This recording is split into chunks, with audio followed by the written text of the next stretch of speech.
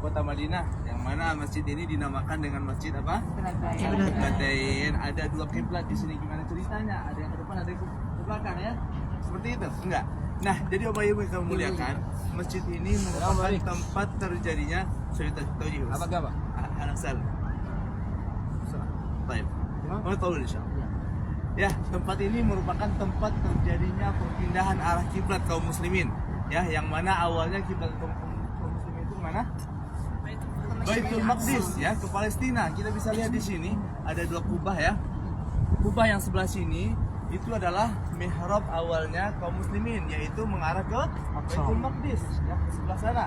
Kemudian datang perintah dari Allah Subhanahu wa taala untuk mengarah kiblat kaum muslimin menjadi ke Masjidil Haram. Kemudian berpindahlah mihrab kaum muslimin ke kubah yang sebelah depan sana. Nah, gimana ceritanya? Ketika Rasulullah SAW ya dapat perintah dari Allah Subhanahu wa taala untuk melaksanakan salat, ketika itu belum ada secara detail kemana arah kiblat kaum muslimin. Karena ketika itu di Mekah itu hanya ada dua golongan saja, golongan besar. Yang pertama orang musyrikin, kemudian ada orang ya Yahudi.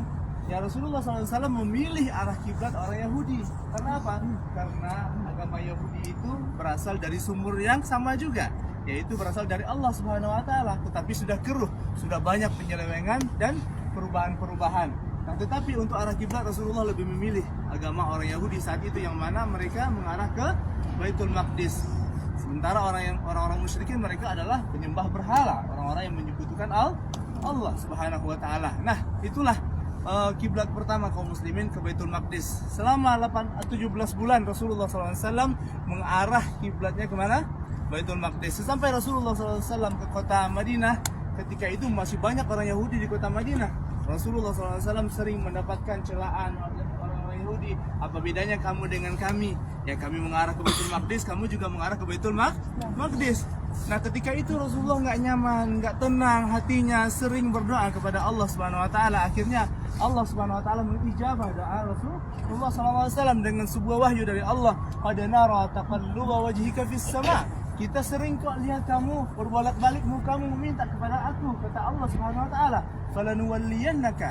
Maka sekarang aku akan pindah arah kiblat kalian. Fawalli wajhaka syatral Masjidil Haram. Kami akan arahkan kiblatmu ke arah yang engkau ridai, kiblatan tardaha. Sekarang udah berputar mengarah ke Masjidil Haram, karena Masjidil Haram ini merupakan kiblat yang pertama sebenarnya, yang mana Ka'bah ini dibangun oleh siapa?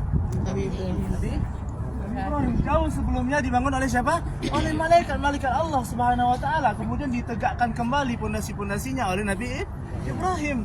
Ya, jauh sebelum adanya orang-orang Yahudi. Nah, oleh sebab itu Rasulullah SAW sangat terkait sekali hatinya untuk menghadap kiblat ke Masjidil Haram, dan Allah kabulkan ketika itu. Nah, saat itu orang lagi salat zuhur, ya, lagi salat zuhur, Allahu Akbar, 2 rakaat mengarah mereka ke Baitul Maqdis. Datang perintah dari Allah Subhanahu wa taala, fawalli wajhaka syatrul Masjidil Haram. Maka mereka yang lagi salat jamaah berputar 180 derajat mengarah ke Masjidil Haram. Nah, itulah sejarah tempat terjadinya yang perpindahan kiblat kaum muslimin, yang awalnya ke Masjidil Aqsa, sekarang sudah sampai hari ini kita mengarah ke Masjidil Haram. Nah, bagaimana kisah, apa yang tersirat kisah di tempat ini? Tempat ini juga dinamakan dengan perkampungan Bani Salimah. Bani Salimah ini memiliki salah seorang petinggi yang bernama Al-Bara' ibn Ma'rur. Yang mana Al-Bara' ibn Ma'rur ini kayak punya firasat di Bapak Ibu. Sebelum adanya perpindahan arah kiblat, dia sudah memiliki firasat bahwasanya dia akan mendapatkan hal yang luar biasa. Apa firasatnya? Saya adalah orang yang pertama kali mengarahkan muka saya ke Ka'bah Al-Musyarrafah untuk salat. Sementara ketika itu Rasulullah belum berpindah arah kiblatnya, tetapi dia sudah cinta duluan aja mengarah kiblatnya ke Masjidil Haram. Maka dia pun beristihad sendiri melakukan sholat yang berbeda dengan kaum muslimin yang saat itu belum datang perintah. Dan dia pun mengarah ke Ka'bah aja, nggak mau dia mengarah ke Baitul Maqdis, ke Ka'bah aja. Akhirnya protes sebagian sahabat, ya Rasulullah, Al-Bara' ini kenapa dia nggak mau ikutin kita? Dia kenapa sholatnya mengarah ke ke Masjidil Haram, berbeda dengan kita? Kemudian Rasulullah SAW berkata kepada Al-Bara', sungguh engkau adalah orang yang terburu-buru. Wahai Bara', sabar, ya, sabar, jangan terburu-buru. Rasulullah juga pengen, tapi belum datang perintah dari Allah Subhanahu wa taala. Akhirnya ketika Rasulullah datang ke sini, ya berpindahlah kiblat kaum muslimin. Rupanya si Al-Bara ini keduluan meninggal ya, keduluan meninggal, dan dia berwasiat kepada keluarganya bahwasanya sepertiga dari hartaku diberikan kepada Rasulullah SAW. Kemudian wasiat berikutnya, ketika saya mati arahkan muka saya ke Masjidil Haram. Nah ketika itu dia memandai-mandai sendiri, tapi karena kecintaannya dan Rasulullah SAW memperbolehkan dan mengikrarnya, ya, memutuskan boleh, nggak ada masalah. Akhirnya jadilah si Al-Bara bin Ma'rur ini orang yang pertama kali mengarah ke Masjidil Haram, dan orang yang pertama kali dikuburkan mukanya menghadap ke Masjidil Haram. Nah itulah kisah yang tersimpan di sini, dan akhirnya betul kampungnya menjadi tempat pengabadian, tempat diabadikan, tempat perpindahan arah kiblat kaum muslimin ya.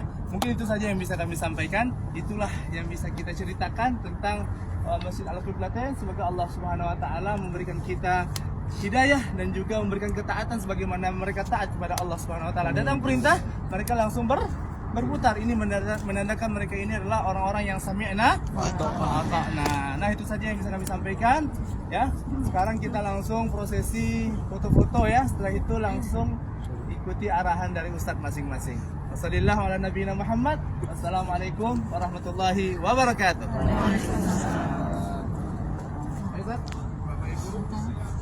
Apa nak bawa di mobil lupa.